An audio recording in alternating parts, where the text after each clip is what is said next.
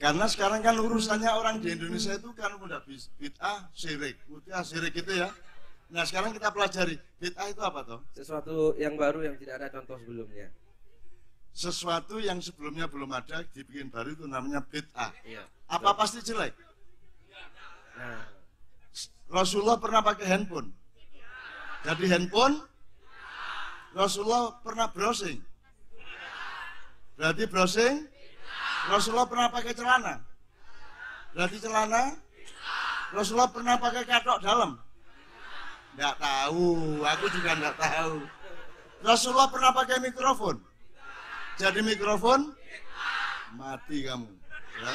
Rasulullah pernah pakai listrik. Jadi listrik, nggak sebutkan bid'ah yang lain. Rasulullah gak pernah sekolah kan? Dari sekolah, Rasulullah pernah masuk mall. Jadi mall. Nah sekarang kalau kamu menghindari bid'ah, terus gimana hidupmu? Menengan di omah. Kamu nggak berani kemana-mana karena semua serba bid'ah. Terus kamu diam di rumah. Sekarang saya tanya, Rasulullah pernah diam di rumah? Berarti diam di rumah kok? Terus mantek wae kon. Mampus aja kan gitu. Maka ada kalau Muhammadiyah mengatakan ada bid'ah hasanah, ada bid'ah dhalalah. Gimana Pak Muzamil? NU juga begitu pandangannya. NU juga? Oh iya.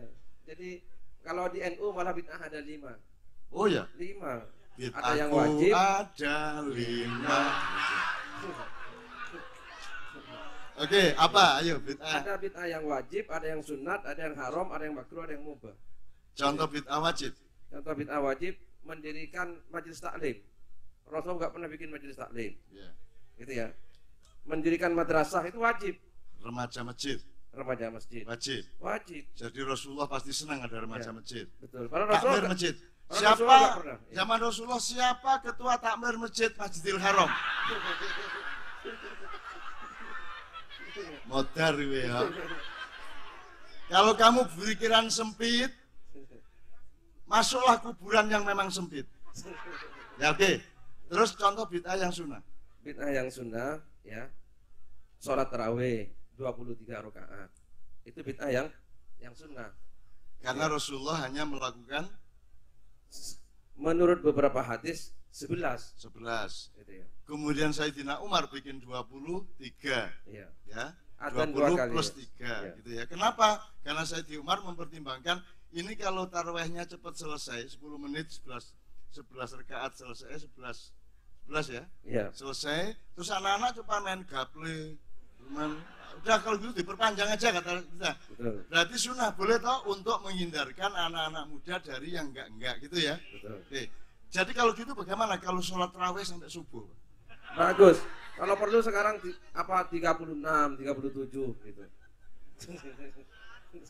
Oke. Bid'ah yang boleh tidak boleh ya. Halal, mubah. Seperti pakai mikrofon. Ini bisa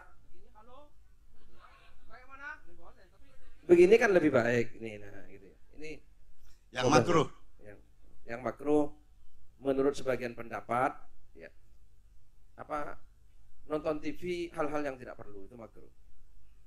Yang tidak tidak punya manfaat itu makruh ya. Kalau main game yang tidak perlu. Suami istri di kamar WA-WAan. Ya. Dek, koma, sudah sirotol mustaqim nih. Nah, itu bisa wajib juga. Bisa wajib. Terus istrinya menjawab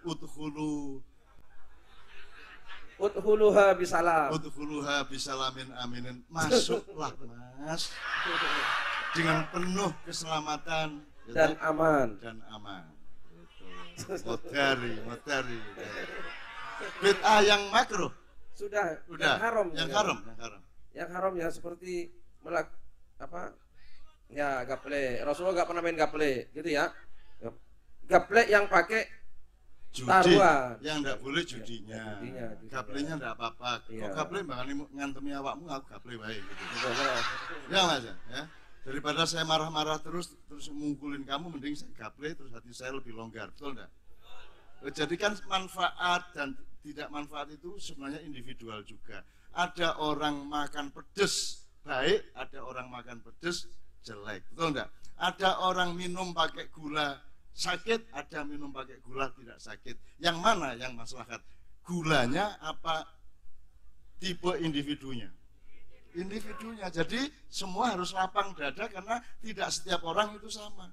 Ada yang tensi 140, 90 itu tinggi. Ada yang 110, 80 sudah tinggi. Tidak sama setiap manusia gitu ya. Jadi jangan terlalu kaku terhadap hukum, tapi luaslah terhadap keadaan masing-masing. Betul enggak? Kalau gini gimana Pak Musa? Kalau saya yang saya pakai selama ini, bid'ah itu hanya terjadi pada ibadah mahdhah. Anda tahu ada ibadah mahdhah, ada ibadah muamalah. Artinya Pak Muzamil? Ibadah mahdhah itu satu ibadah yang langsung diperintahkan oleh Allah dan Rasulullah. Mahdhah. Contoh sholat 5 waktu. Itu ibadah mahdhah. Maka tidak boleh ngarang-ngarang terus subuh karena ingin sehat terus 5 rakaat. Nah, itu bid'ah itu. Itu bid'ah. Bid'ah. Kalau di luar ibadah mahdhah, artinya di luar rukun Islam, bid'ah itu malah dianjurkan. Betul enggak? Bayangin kalau enggak ada bid'ah yang namanya roda. Roda itu kan sesuatu yang sebelumnya belum ada. Roda itu memudahkan kamu bisa bikin geledekan, bisa bikin mobil, bisa bikin. Bayangin ngambil dulu zaman sumur ya, ngambil air kalau enggak ada lingkarannya. Modar enggak gue ini? Kita. Jadi kalau di luar rukun Islam, rukun Islam. Iya, ibadah mahdhah pokoknya. Ibadah di luar ibadah mahdhah atau dalam ibadah muamalah, justru bid'ah itu dianjurkan menurut saya dengan catatan jangan yang haram, jangan yang makruh. Kan gitu. Jelas ya? Jadi misalnya kalau sholat 5 waktu, haji karena enggak punya duit karena gilirannya sampai 22 tahun, kesuwen nih tak bikin sendiri Ka'bah belakang rumah. Yang enggak gede-gede, yang penting hitam terus ada batunya, terus dikelilingi sendiri. Terus ketua MUI lewat, ngapain kamu? Enggak, aku ngincipi aja. Karena enggak mungkin ke Mekah, ya sudah saya bikin sendiri. Asal saya enggak merasa sedang naik haji, saya cuma ingin merasakan. Boleh enggak? Boleh enggak? Niatnya cuma ingin merasakan gimana tuh muter-muter, gitu kan? Boleh toh?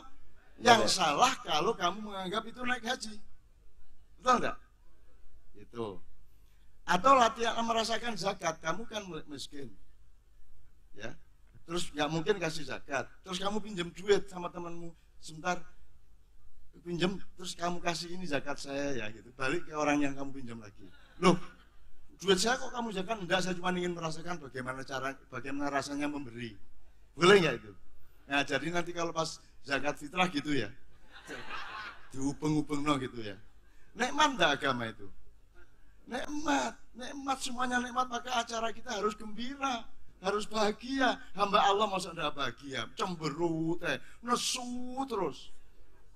Medsos isinya menghina, mencaci, betul enggak? Dan aku ingin bilang sama teman-teman aktivis medsos, hinalah aku saja, yang lainnya jangan. Aku enggak apa-apa kamu hina, kamu bully enggak apa-apa, kamu rendahkan enggak apa-apa, kamu injak-injak enggak apa-apa, kamu bunuh enggak apa-apa. Bunuhlah aku.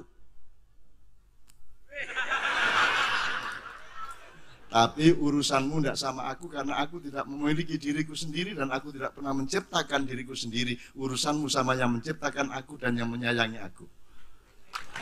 Gitu ya. Oke. Jadi kalau ibadah mahdhah jangan bid'ah. Iya. Misalnya nanti ini tetap siap ya Mbak ya? Tetap siap sini ya. Sebentar ya. Bapak saya mohon maaf ini di belakangin apa ya? Ini kasusnya bukan membelakangi, tetapi ini sedang belajar bersama gitu. Sampean malah bisa makan sebanyak-banyaknya, tidak begitu kelihatan. Alafu minkum ya. Misalnya sholat 5 waktu, Pak Muzamil. Siapa yang bikin gerakan Allahu Akbar? Siapa? Allah. Allahu Akbar, ruku. Siapa? Allah Ta'ala. Sujud. Allah Ta'ala. Bolehkah Nabi membikin? Oh, tidak boleh, Nabi juga. Boleh asalkan Allah yang nyuruh. Iya. Tapi kan bukan bikin berarti. Enggak.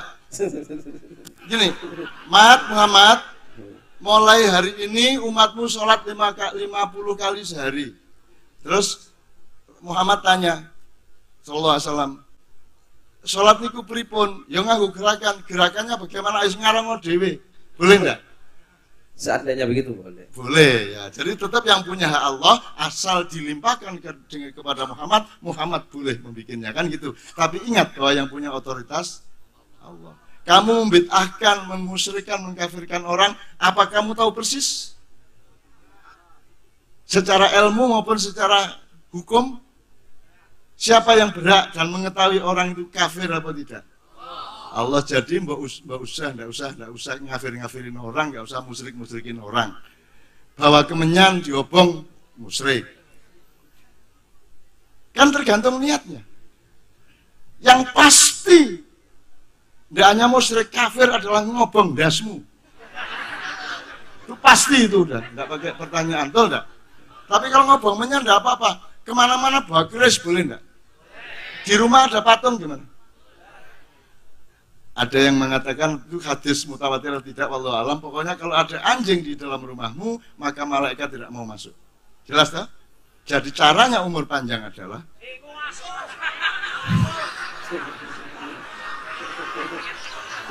caranya berumur panjang adalah pelihara anjing di rumahmu dan bawalah anjing kemanapun kau pergi, sehingga Israel warasito, gitu. Ayo, biar. Apakah anjing jelek, kamu Zamil? Oh, tidak ada makhluk Allah yang jelek. Hanya persepsi kita yang terkadang tidak pas. Apakah manusia boleh membenci anjing? Tidak boleh. Sekarang kan sesuatu yang diharamkan terus dibenci gitu kan? Loh, salahnya apa anjing? Anjing salahnya apa? Meret. Ini. Memang Tuhan bikinnya gitu kok. Kalau kamu membenci anjing, tak doakan kamu nanti dibikin begitu oleh Allah. Nang dindi sekolah, nang pasar, ngimami Allah Akbar. Jadi sudahlah, jangan benci-benci. Rabbana ma khalaqta hadza batila. Ya Allah, tidak sia-sia engkau ciptakan aku, engkau ciptakan pohon, engkau ciptakan anjing, engkau ciptakan babi. Babi haram apa halal? Ayo, halal apa haram? Nggak usah jawab. Halal apa haram babi? Haram kalau dimakan. Nek kok kloni? Kalau kamu tidur memeluk babi, boleh enggak? Boleh, cuman gila. Boleh enggak? Dari sini ke pusat kota Cirebon berapa kilo? Katakanlah 10 kilo ya. Dari sini pulang ke Cirebon nanti Anda merangkak. Halal apa haram? Halal, cuman goblok. Lalu apa merangkak nang Cirebon? Ya toh, ada motor, ada angkot ya. Jadi tolong cerdas melihat segala sesuatu teman sekalian ya. Dan jangan gampang menghalalkan, mengharamkan. Emang ente Allah? Mantunya Allah ente? Ponaannya? Besannya apa tetangganya? Apa satu kepengurusan di RT ente? Gitu ya mas ya? Nah kalau sholat kamu rubah gerakannya, kamu rubah kalimatnya, itu baru bid'ah. Bid'ah. Itu bahkan haram. Allahu Akbar pakai gerakan sila. Allahu Akbar. Sami Allah liman hamid. Nah, itu baru bid'ah ya. Seburannya Pak ya, maaf ya Pak ya. Saya di atas lagi. Jangan marah Pak ya. Itu ya, jelas ya sekarang. Kalau Anda harus meniru Rasulullah 100%, mungkin enggak? Misalnya bagaimana Anda memperlakukan istri di kamar. Ada contoh Rasulullah. Ada videonya. Terus didakwakan, ini loh, dicatat, dilalu-lalu. Gini loh caranya Rasulullah memperlakukan istrinya di kamar. Ada? Jadi bagaimana caranya kita tahu cara Rasulullah menyayangi istrinya? Jadi boleh nggak ngarang sendiri? Boleh, asalkan tidak melanggar syariat Allah. Misalnya Anda dan Ramil terbiasa dengan ketegasan. Terus masuk kamar, Dek, buka. bojone siap.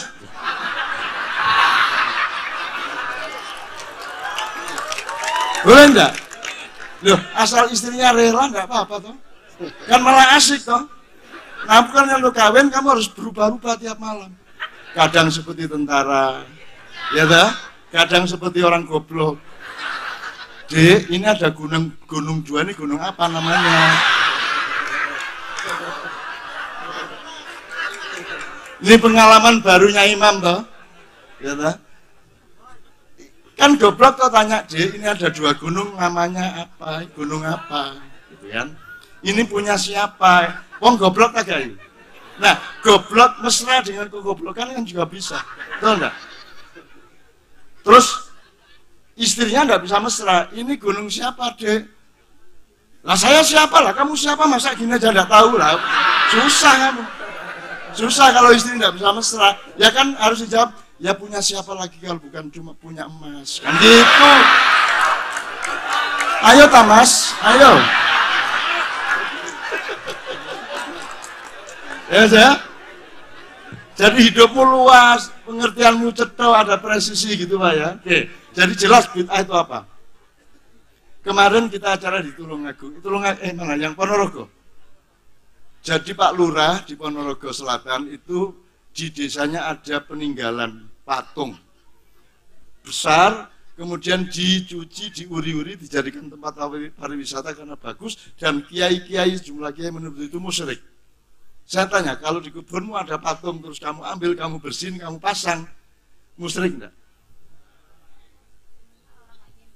Tidak, tergantung orangnya. Musyrik kalau disembah musyrik. Musyrik itu letaknya di patung, kemenyan, keris, ataukah di dalam pikiranmu? Jadi kalau saya kemana-mana bawa keris gimana? Misalnya gini, ada pengabdian Hindu, udah ya, terus saya ikut. Saya musyrik enggak? Saya murtad enggak? Benar, tapi kalau di video kan terus diviralkan, canun murtad ini. Ya tak? Saya pernah soalnya di Keraton Klungkung, keraton tertua Bali, dalam rangka menghormati mereka semua, saya nggak apa-apa, tak ikutin mereka. Sehingga di sini ini saya disuruh tempelkan di nisannya raja pertama Klungkung Bali. Itu raja tertua setelah Mojopahit. Ini ya, ini nisan gini. Kan yang ngikutin saya kan bingung, canun kok Hindu saya ini. Padahal ketika saya gini nih, sholatun minallah wa alfa salam. Baby, ayo. Gimana coba? Pokoknya jangan gampang nuduh orang, karena engkau tidak pernah tahu hati yang sebenarnya. Karena letak fakta ada di dalam hati dan pikiran. Oke, Pak, sekarang coba. Anda tahu, tadi sudah disimpulkan, gerakan sholat itu ciptaan Allah. Kalau ciptaan kita kan misalnya Allahu Akbar, naik wes nggak gerakan piye? Coba ya Kanjeng. Cocoknya Allahu Akbar kan Allah, gitu kan? Saya bayangin kalau sembahyang Jumat gitu kita. Allah. Cocoknya kan gitu kan? Menghadap ke atas, terus menggambarkan kebesaran Allah. Allahu Akbar. Kan asik gitu di masjid. Tapi Allah tidak mengajarkan seperti itu. Allah mengajarkan sesuatu yang sifatnya sublim, yang sifatnya kontemplatif. Allahu Akbar. Tidak kita raya-rayakan dengan kekuatan kita, tapi kita dalami dan kita renungi dengan kedalaman dan hati yang jernih. Allahu Akbar. Itu kan? Jadi Allahu Akbar itu kan Allahu Akbar. Allahu Akbar! Tidak ada langsung lagi. Jelas ya Mas ya? Allah, bahkan nadanya mesti turun. Allahu Akbar, betul enggak? Enggak ada yang Allahu Akbar, enggak ada, ya tak? Sami Allah man hamidah. Lah piye? Lah sakarepmu, gitu ya. Ya. Makanya Allahu Akbar saja ada kelengkapannya, cocoknya bagaimana? Loh sekarang kamu anti sesuatu, kamu datangnya Allahu Akbar. Terus dia lah bingung lapar, ibu. Ngapain kamu? Allahu Akbar kok kamu pamer-pamerkan? Ini kafir, Allahu Akbar gitu. Kebesaran Allah kok untuk membunuh hamba Allah kan begitu. Jadi Allahu Akbar aja ada ilmunya. Cocoknya gimana Allahu Akbar? Makanya kalau takbiran aja Allahu Akbar, Allahu Akbar. Kita sekarang ditabui coba godaan. Allahu Akbar, Allah. Kita sekarang ya piye kuwi? Gusti Allah dobol arek.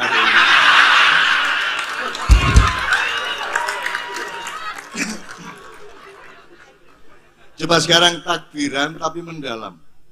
Coba minta nadanya kayak biasanya. Allahu Akbar, Allahu Akbar, Allahu Akbar. Mendalam. Arahnya tidak memamerkan tetapi menyadari.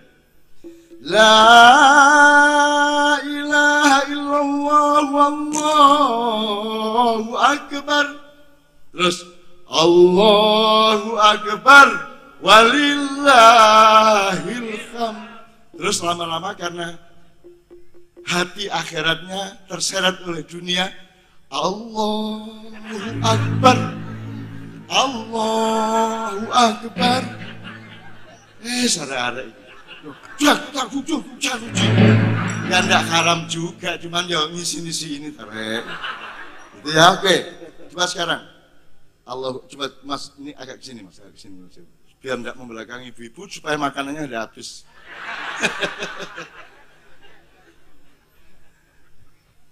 Menurut Mbak, kenapa kok ruku? Gitu, kenapa kok disuruh ruku itu kira-kira sampean menghayatinya itu maksudnya apa? Ada nggak bisa jawab?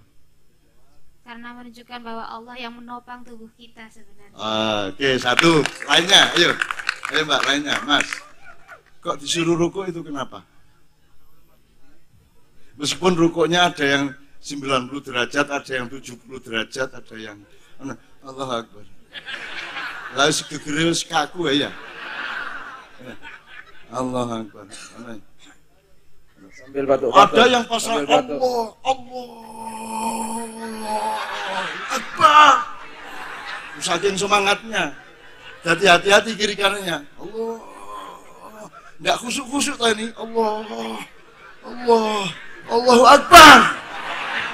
Ono ya. Ya oke, ruku.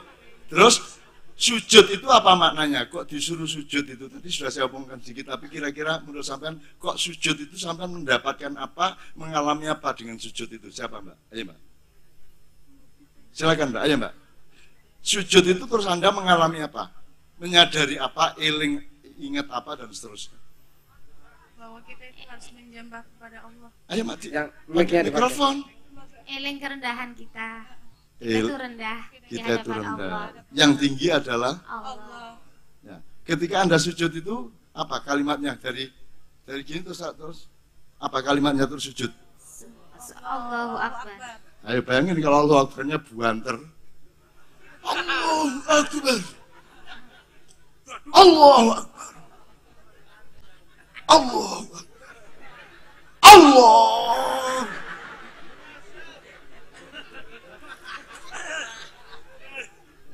Siara ini cocoknya jadi kenek loh. Kalau di sini kemana Mas angkot tuh Mas? Terminal.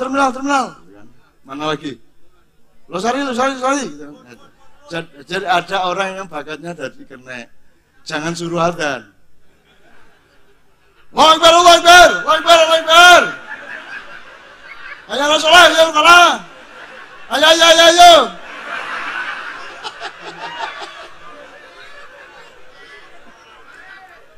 Oke, ada nggak yang kalimat lain? Kenapa sujud? Apa yang Anda alami?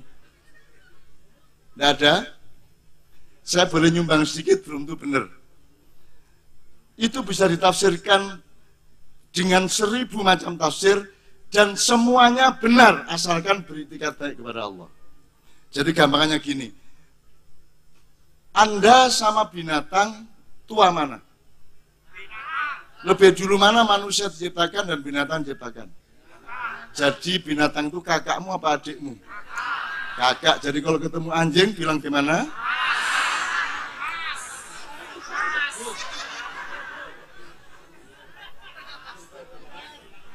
Mas, mau kemana mas?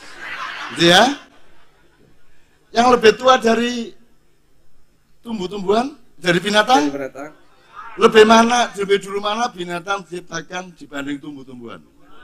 Nah, jadi saudaramu yang lebih tua lagi, jadi boleh nggak Anda menebang pohon seenaknya untuk kakakmu sendiri? Jelas ya, ini kalau dielaborasi bisa sangat luas. Nanti kita sampai ke Nur Muhammad, makhluk pertama yang diciptakan Allah.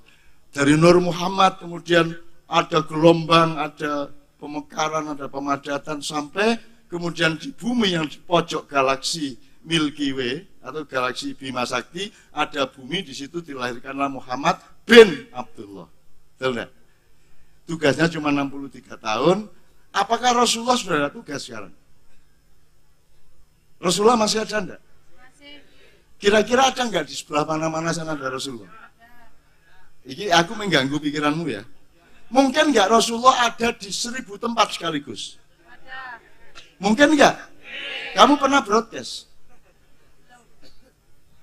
Broadcast, WA, apa lain, apa SMS, apa email.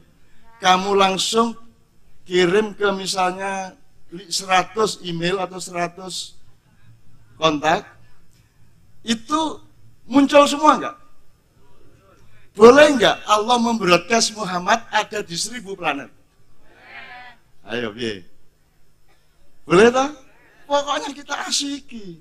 Ya tuh, asik bayangin itu. Gitu loh. Boleh enggak ada Mbah Nun di sana? Bisa enggak Allah bikin? Bisa. Makanya aku kadang ke sana, kadang ke sini. Tukeran. Kalau saya di sana capek, tuker di sini, sini capek, tuker di sana. Dan kadang-kadang tukerannya macam-macam. Makanya di Jawa ada nyun sewu, kalau mungkin di Cirebon ada sedulur papat, 5 pancer. Itu kita harus cari apa maksudnya. Tapi Allah membroadcast 1.000.000 kali, bisa enggak? Jadi set, ada Muhammad di seluruh planet, bisa enggak? Bisa, mau apa? Allah.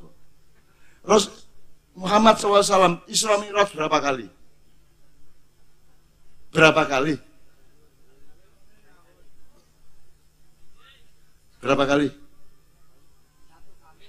1 kali. Yang kamu tahu, yang kamu dikasih tahu. Emang harus ngasih tahu setiap kali Isra Mi'raj?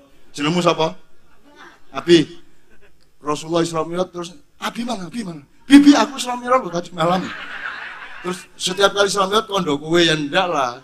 Yang dikasih tahu cuma satu, supaya manusia ngerti bahwa Rasulullah itu difadilai Allah untuk berisra Mi'raj. Tapi siapa bilang 1 kali? Oh enak banget kok, mesti ingin lagi. Tahu enggak? Saya ke Cirebon ini merasa nikmat, saya besok pengen sini lagi enggak?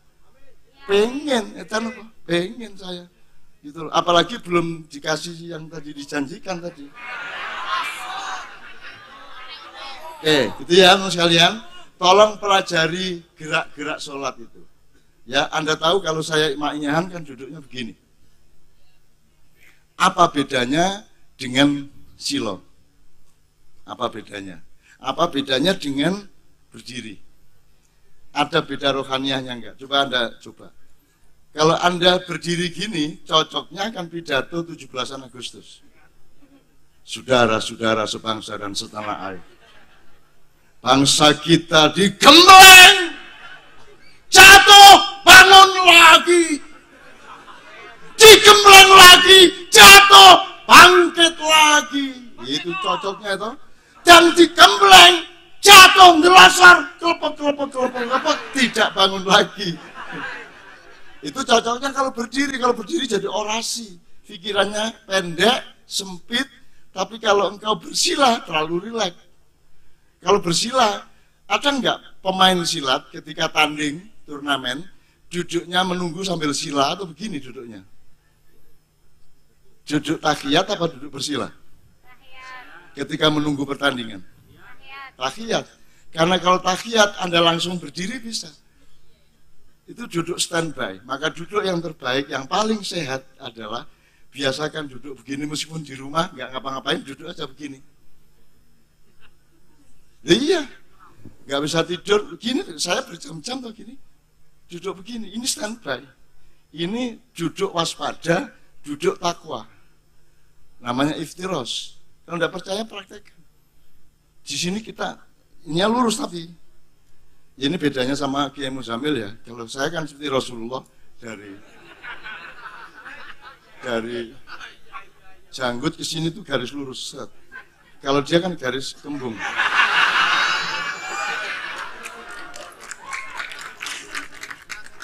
Saya umur 66 tahun udah cuma gini loh. Itu. Makanya saya itu sama Rasulullah itu cinta luar biasa karena kami agak mirip ini ya. Jangan marah ya. Guyon reah gitu aja kok marah. Guyon. Makanya kalau Nabi Musa rambutnya keriting apa sebabnya? Karena Nabi Musa harus duel, harus perang, harus keras memperjuangkan al-haqqu atau kebenaran. Betul enggak? Melawan bapak angkatnya sendiri, dikejar-kejar. Wah, macam-macam. Jadi rambutnya keriting supaya kalau dia terjatuh-jatuh, ininya enggak perlu sisiran lagi, mesti utuh. Namanya keriting kok, enggak ada masalah. Tapi kalau Nabi Isa, dia menyebarkan cinta. Rambutnya lurus, tipis, enggak ada gelombangnya. Karena dia lambang dari cinta yang sejati. Nah, Muhammad SAW adalah mengemban kedua-duanya. Rasulullah memperjuangkan kebenaran sekaligus cinta, memperjuangkan cinta sekaligus kebenaran, maka rambutnya tidak keriting dan tidak lurus tapi ikal seperti ini. Nggak apa-apa enggak? Ya kan nggak apa-apa tuh. Masa dosa gitu Pak? Apa-apa. Udah gitu aja. Kecuali aku terus ya, aku ini mirip Rasulullah kayak gitu, Mam. Boleh Anda marah, aku enggak, guyon aja kok. Masa nggak boleh guyon? Nah, terus gimana? Aku nggak pernah ketemu istriku. Kita keliling terus 2 minggu sekali ketemu cuma 2 jam. Terus ngopo orang jam ini ngopo? Ini kayak Kanjeng ini menderita hidupnya. Pulang ke rumah ketemu cuma 2 jam, anaknya ganggu terus. Akhirnya disuruh beli rokok ke Cirebon. Nah itu Bayu yang ini, yang depan ini. Supaya anaknya tidak ganggu, satu-satunya tempat yang aman dari kamar mandi. Masuk kamar mandi. Terus istrinya diem-diem masuk set. Kan nggak kedengaran dong, dengarnya air gitu. Nah itu Bayu itu. Boleh nggak saya minta kepada yang maju ini untuk memperkenalkan dirinya, dan yang putri-putri, yang perempuan, yang wanita menginformasikan nomor handphonenya. Mbak, namanya dari mana ya? Mbak? Saya Sri Ayu Muriani. Agak dekat Mbak, agak dekat. Nama saya Ayu dari Desa Ayu. Suranenggala Kidul. Dari? Desa Suranenggala Kidul. Oke, soal handphone urusanmu ya. Oke, berikutnya Mas. Nama saya Dipo, Mas, dari Kroya, Panguragan. Ya, berikutnya Mbak. Nama saya Sri Roheni dari Suranenggala Kidul, sebelahnya Sunan Gunung Jati. Ya, berikutnya.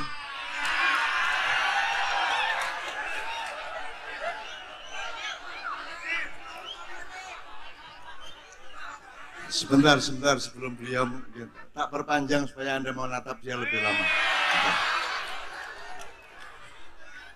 Kan ini bahasa Cirebon ada kosakata yang agak beda sama Sunda maupun Jawa.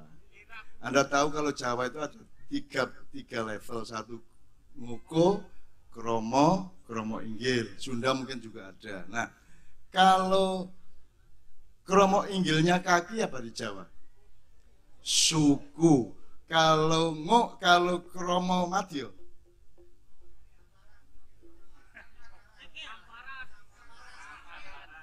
Samparan. Kalau ngoko, bahasa paling populer rendah. Sikil. Kalau bahasa kasarnya sikil. Nah, harap tahu. Kalau di Bali cokor itu bahasa tertinggi. Makanya gelarnya adalah cokorda. Nah di sini siapapun saja yang berjasa saya kasih gelar cokormu. Di sini ada nggak bahasa berlevel-level? Oke. Sekarang Mbak, saya tanya sama ibu-ibu yang sama saya ikut dorong ya. Ayo perkenalan dulu. Ayo Mbak. Nama saya Nur Halimah dari Pangansari. Jangan lihat aku sayang, kamu lihat semuanya. Lihatlah para hadirin semuanya. Aku sudah punya istri namanya Novia Kolojengking.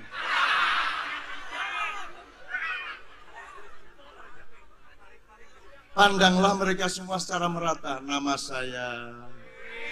Siapa tahu di antara yang ada usap dengan pandangan yang mesra itu akan menjadi jodohmu insya Allah. Amin. Ya. Ayo. Nama saya Nur Halimah dari Pangansari, Losari, Cirebon.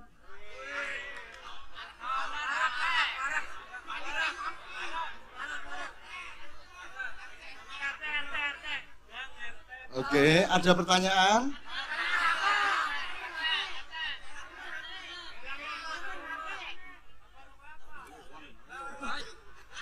Nomor HP.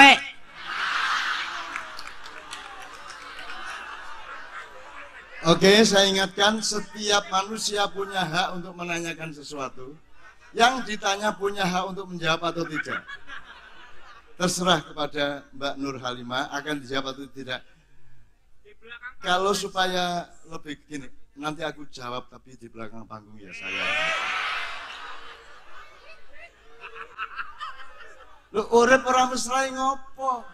Ya, urip kan enggak mesra terus untuk apa hidup itu? Mosok nafsu tok namanya. Masa sama istri teko-teko gimana? Mesra dong gitu ya. Oke. Berikutnya Mas sama Mas yang satunya janjane ora apa-apa ora tertarik tuh kowe. Silakan Mas, Mas.